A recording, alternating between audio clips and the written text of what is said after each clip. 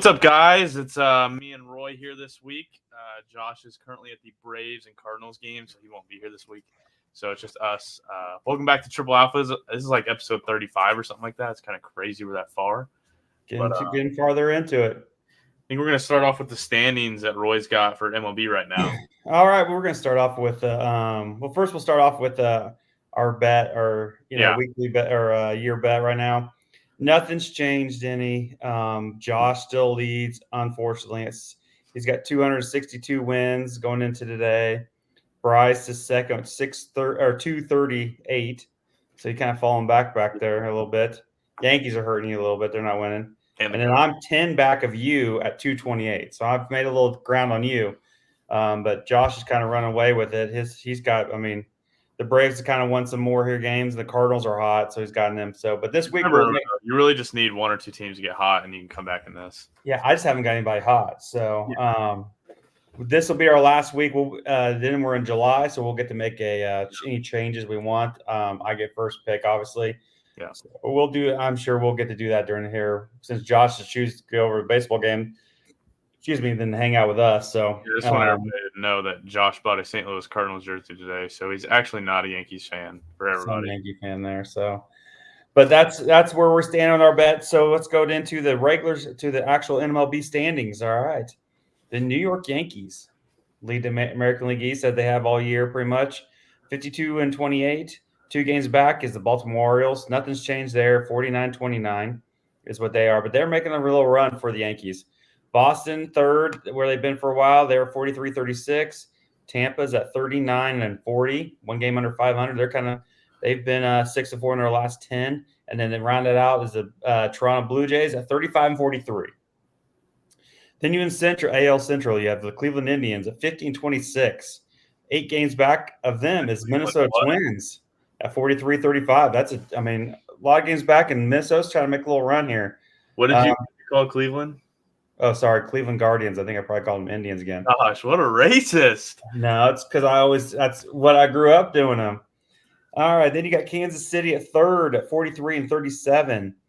Detroit Tigers at 36-42. And then the White Sox 21-59.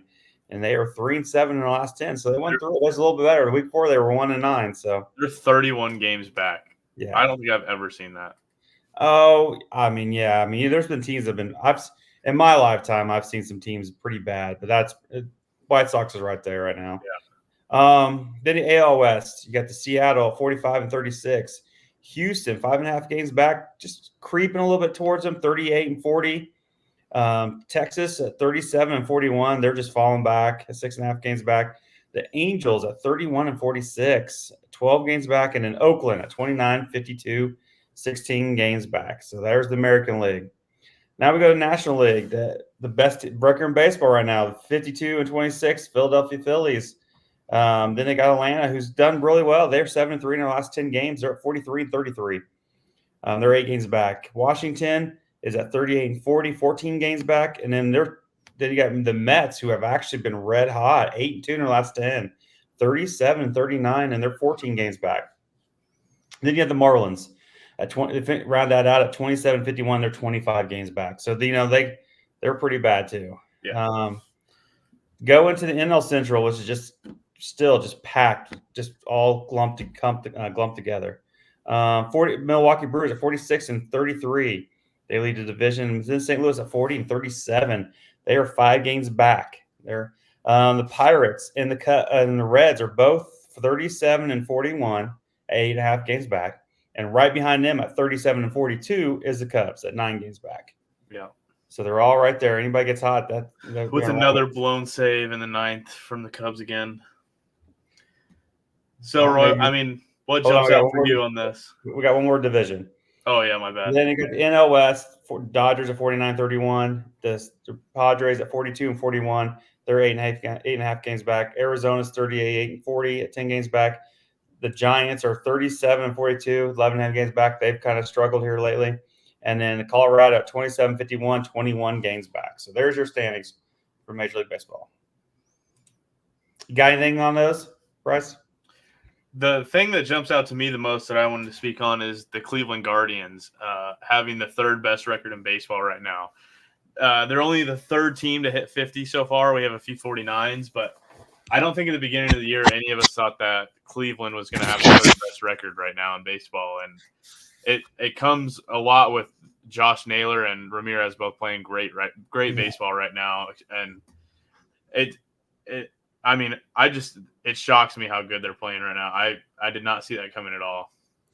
I didn't either. I mean, I would agree with that. I think they've really. I mean, they've always been good at pitching and a few hitters in there, but they've played really well this year Yeah. for the first part of the season. Anything else on EC? No, did you have something on it? No, I'm just looking at the wild cards. I mean, you look at the American League. I mean, Baltimore leads it. I mean, they are 6.5 games. So three teams, as we've talked about for week, 3 teams getting a wild card. Yeah. Baltimore's at 49-29, and they're 6.5 games up from Minnesota and Boston, who are both 43 and 35 right there together. And Royals are 43 and 37. So I mean, Royals they're a half game back too. So yeah, you got the Royals. So, but and then you kind of fall back. You got Tampa, Houston. They're all 4 games, 5 games. Texas. I mean, so they're kind of falling back. So you can see it's kind of we've got that group right there in the American League. It's the NL where it's just crazy. I agree. You have their 3 division leaders, and you have the Atlanta, then you have the St. Louis and San Diego, who are the next 2 wild card spots. But then you look at Arizona, 1.5 game back, Washington 1.5 game back, Mets 1.5 game back, Cincinnati 2.5 back, Pittsburgh 2.5 back. Look at that. The Cubs in San Francisco with the 3rd worst records in NL are only 3 games back in the wild card. So that there's just a lot of there's no really outstanding teams in the National League besides the Phillies and then the Dodgers when they want to be. Yeah. So you can just see it's just all the teams are together. That's going to make it interesting for the trade deadline because, I mean, you're the Cubs, you're the Giants, you're 3 games back. You got the 3rd worst record in the NL, and you're 3 games back at the wild card. You're not sellers at that point. You're buyers. Yeah, I agree. So it's just a lot of teams. So, but mostly the teams are going to be trading are obviously Minnesota, Miami, Colorado because they're 12.5 games back. But then in the American League, you're going to see some. I mean, White Sox, Oakland, the Angels, and probably Toronto since Toronto's 7.5 games. The teams, the limited amount of teams are going to be sellers this trade deadline. It just baffles me how. I mean, I love it. I mean, I love that more teams are involved, but it's going to be, I think, a little more crazier than we normally see.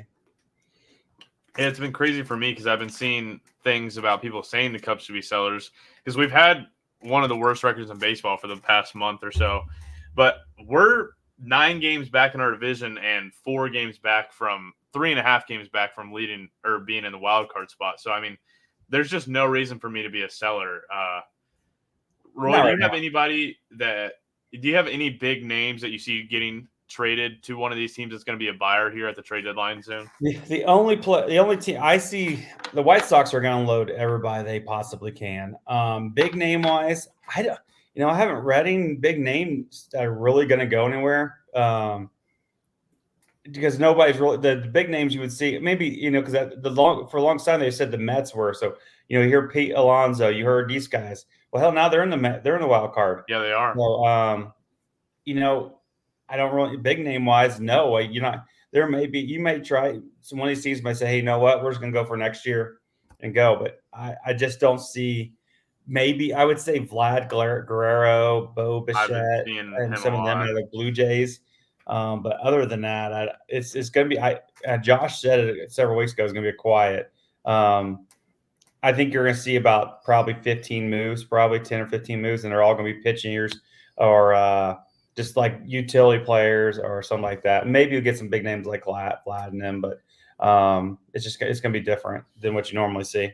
There's a couple people that I was thinking of, and the one that Josh told me about that really made sense with me as well is Garrett Crochet to the Orioles it's a huge fit for me. And Josh brought this up because they have several top prospects that are blocked for the next 5 or 6 years or so. And they could sign Garrett Crochet this year and then have an already good pitching staff, add one of the better pitchers in the league right now, and then come in there and have probably the best rotation in the league if they have Garrett or Crochet in there. Yeah. So I mean that's a perfect fit for me because they have so many young players. Those prospects that they have they're pointless right now. They can't bring them up. So might as well trade them right now if you're going to go for the championship, having the same team for the next 5 or 6 years. The only other two names I've been really hearing about that are kind of bigger is Pete Alonso and Vladdy, and both of them are linked heavily to the Cubs because we just don't have a first baseman or third baseman either side that they want to play where they want to play them at, and we don't have that big bat in the lineup. So personally, I want to see one of them come since we have a top 100. We have like 10 people in the top 100 prospects right now, and we can send somebody, you know. Why does Pete Alonso's not going anywhere right now? I mean, they're like I said, they're a game and a half back, and they're 8-2. They're pretty hot right now.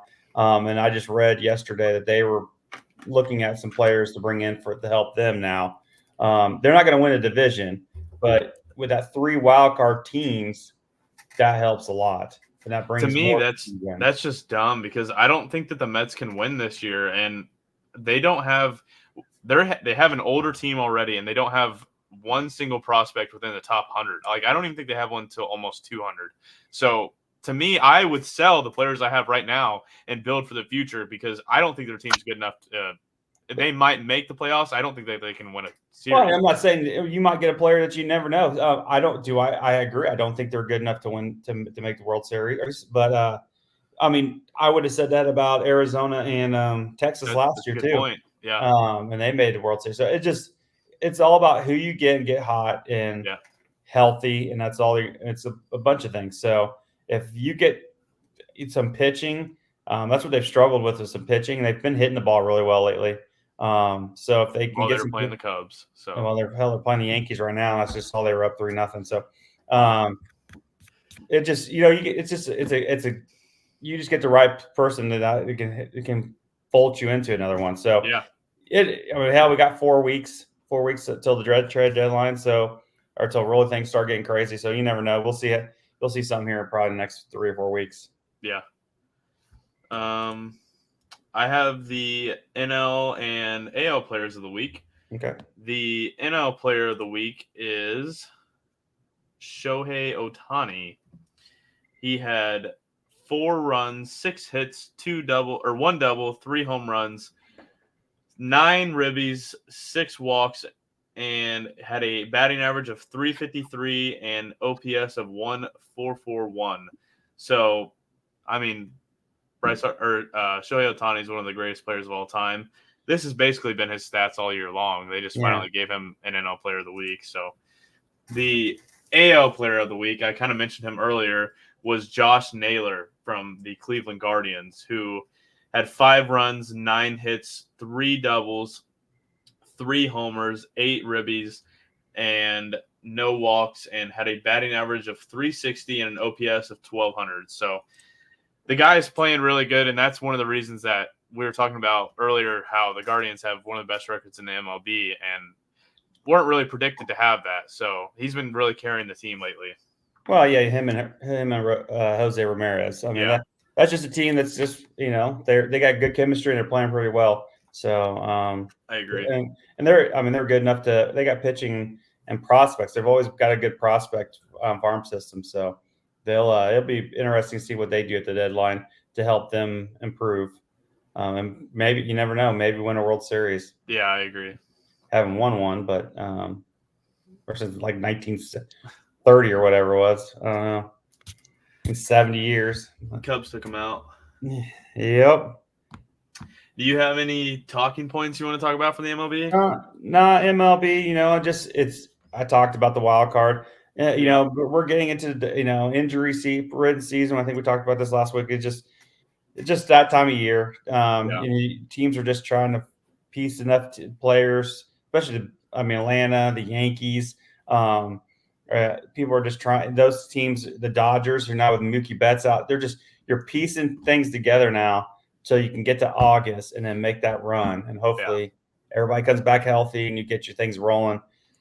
That's all it needs to get in the playoffs. So it'll be interesting. Yeah, I looked at what they thought the starting lineup was going to be for the All-Star game, and it was literally just like 2 teams. It was just all Yankees and Orioles, and then third base Ramirez from the AL side. Yeah, I think I mentioned that last week. I mean, right now there's 5 teams.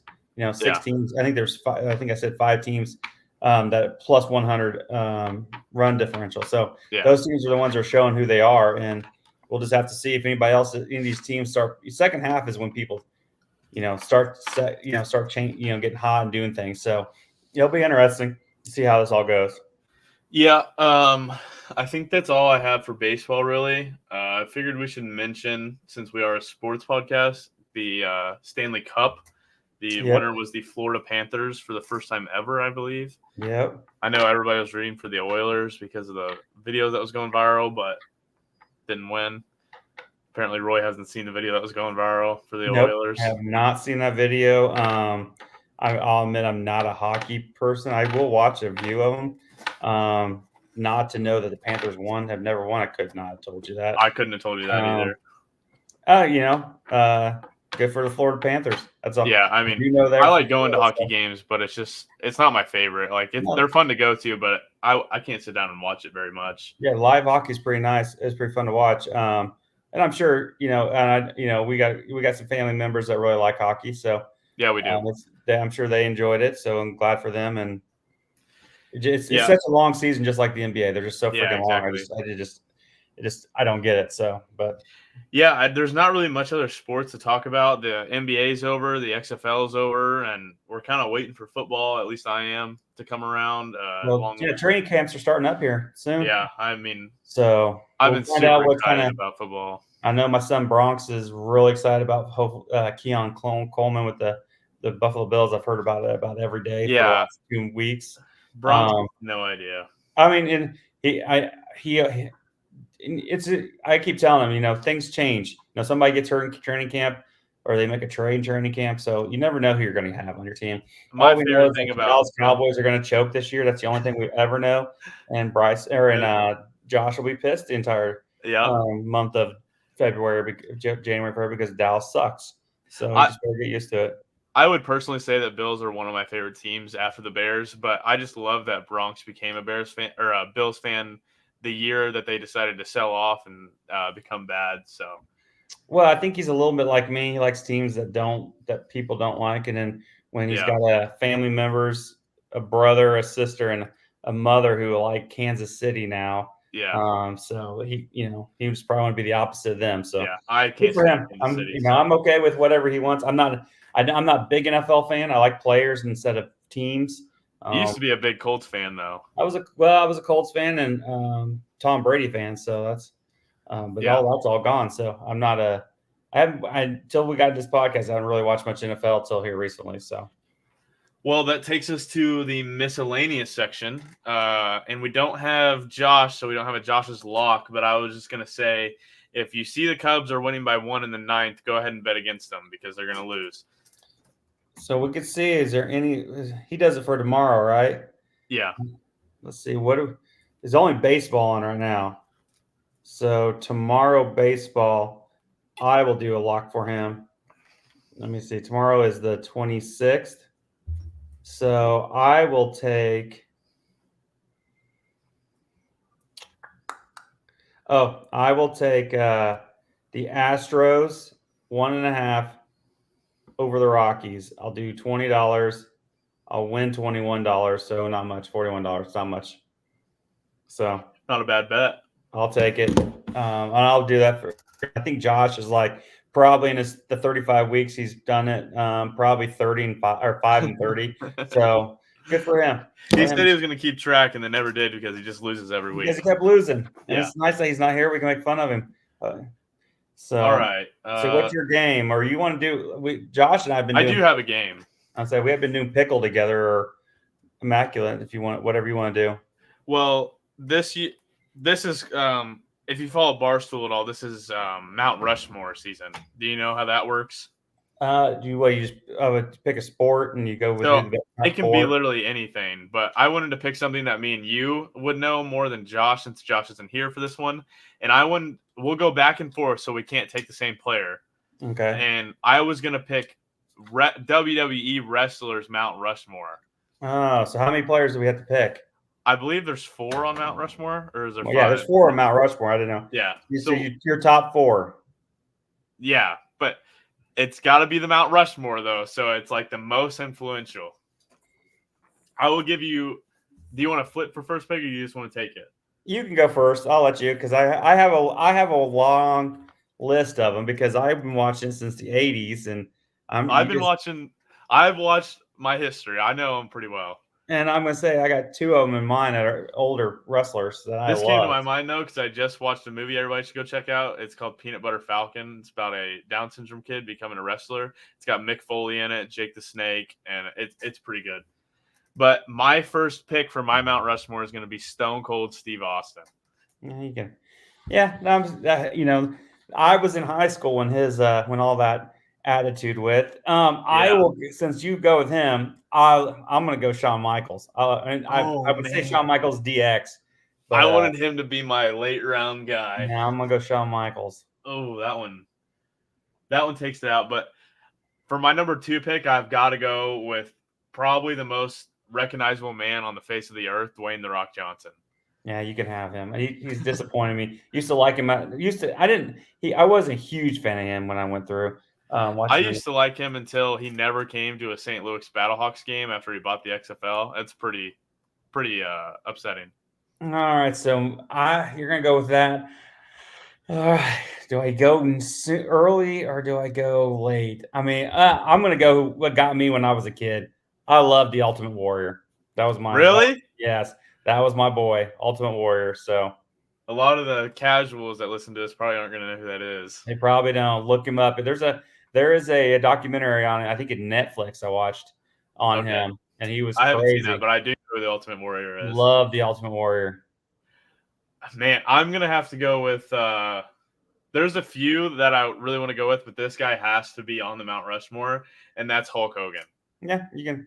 I mean, he was wrestling for however long. He was an asshole choking out reporters and stuff. Yeah. But I liked. He was okay. He was just never one of my favorites. Like I don't know. I could probably because everybody else loved him. Because when I grew up, there was only about 20 wrestlers. Yeah. But it got more and more. But yeah, he wasn't one that I really wanted. I am gonna go with the Undertaker. I love the Undertaker. I knew you had to take him. I always have. So I wasn't gonna take him. He was so freaky when he first came in. I mean, he was like freaking scary. But he got cooler as he get older and stuff. He was but Ultimate Warrior's on, or Ultimate Warrior Undertaker's on there. So he's done some interviews and stuff, and apparently he would put that costume on before he left his house every day to make sure that people thought he was really that scary. He would be in airports and stuff like that. I'm sure he would be. Yeah, with his contacts, no eyes, and he was crazy. So he is crazy, yeah. I couldn't take him with the list I was making, so I'm glad he took him because he definitely belongs in the listing. And with the last guy that I'm going to pick, he's a little bit newer, but I mean, he's probably the most well-known wrestler ever is John Cena. I guess I'm not a John Cena fan. I'm really not either, but he's the most notorious wrestler I think. I mean, yeah, if you're talking, I mean, gosh, just pure fame, him and The Rock. Well, I mean, yeah, if you're talking about like who should be actually on it or who's on mine, like you've named some guys. Like I'm going to say some honorable mentions because I got one that I'm going to use, but I'm going to wait. I have an honorable mention too. Like Randy Macho Man. I loved Macho Man when I was growing up. I think he should be on there. I loved Bret Hart. Yeah, they're not on my top 4. I would say Ric Flair needs to be an honorable mention too. Ric Flair, Andre the Giant, who was just crazy big. But my other guy I loved was Sting, Sting. Sting? Yeah, that's a little shocking. I can't believe you put him on there. Yeah, he was. I kind of thought you were going to go Triple H and pair up the DX. I like DX. I was not a Triple H fan. I was because Shawn Michaels was to me. Shawn Michaels is one of my favorites. Was crazy. I mean, I watched when he knocked out Ric Flair. I got to see them in Champaign, so they were great. DX is awesome, but I was a DX fan, more of Shawn Michaels. But as a group, they were great. Yeah, because I wasn't an X-Pac fan, or a Billy Badass or any of those guys individually, but as a team, they were my favorite.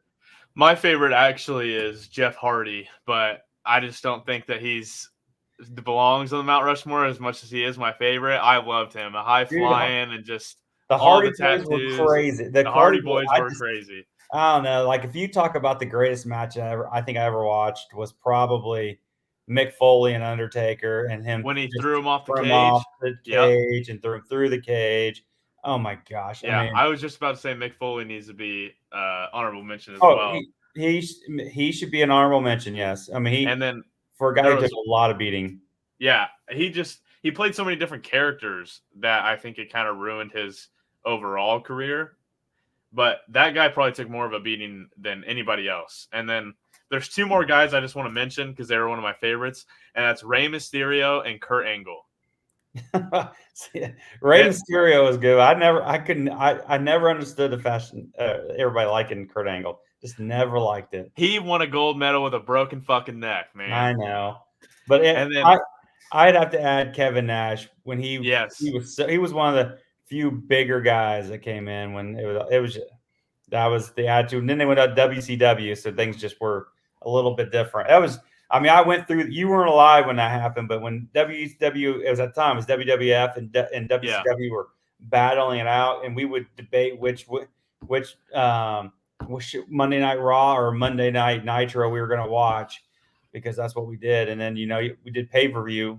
Seemed like every other weekend because they were alternating. Yeah. So it was a good time. That was a good era for wrestling. I was a kid and I got to watch Rey Mysterio do the 619 against the Big Show, and it's just ingrained in my memory. So, and then I'm also going to add my favorite, Tori Wilson. Loved her forever. Wow. I met her in Champaign, and yeah, she was awesome. Can't believe you threw that one in there. Hell yeah, she was awesome. So, anybody else? I think that's it.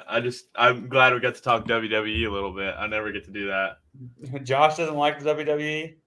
I think he did like it a little bit when he was younger, but I don't think he's a big fan. Like I was a huge fan when I was a kid. Mm-hmm. I came home from church every Sunday and would watch it for a few hours, and but it was only on Sundays when I grew up, and then when it got into junior high school, then they got Monday Night Raw and Saturday Night SmackDown and stuff like that. Well, then they started doing Monday, Thursday. It was always something. Yeah. So I don't have a game or anything. I was just going to do another quote for an old man wisdom. Just something simple. It was like, life is too short for long pity parties. Get busy living or get busy dying.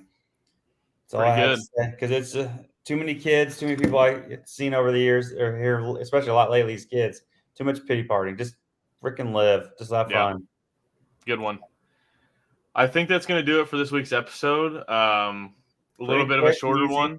Yeah. There's just not a lot of sports going on right now besides baseball. Not really a lot changing, but we'll probably have more to talk about whenever the trade deadline comes up. A lot of teams making moves, buying and selling. Training camps coming open. Yeah. I was upset. I was in Nashville, Tennessee this weekend and did not know that Liv was there at the golf course. DeChambeau's playing. He was downtown on Thursday. Didn't make the cut, but he carried the trophy around downtown. Yeah, I did. We were there. I did, and supposedly, according to Robert, or my nephew, he said we were like, our hotel was only probably like 15 minutes from the golf course. Wow. So I didn't know that till Saturday. So. Dang. And we looked at Friday, and we looked at tickets, and it was sold out already. So yeah, wish I would have known that. But oh well. One of these days, I'll get to a live tournament. Yeah. I think that's gonna do it. Hit the like button, subscribe, drop some comments. We love reading them. Yeah, we need more comments, questions. Give us something to do. Give us a trivia thing that you want us to do. Let us know. Yeah. Try to stump us. Yeah. See if you can get us. Our three minds together, it's pretty tough to stump us three together, but you can try. Yep. Peace out, everybody. Take care. Bye.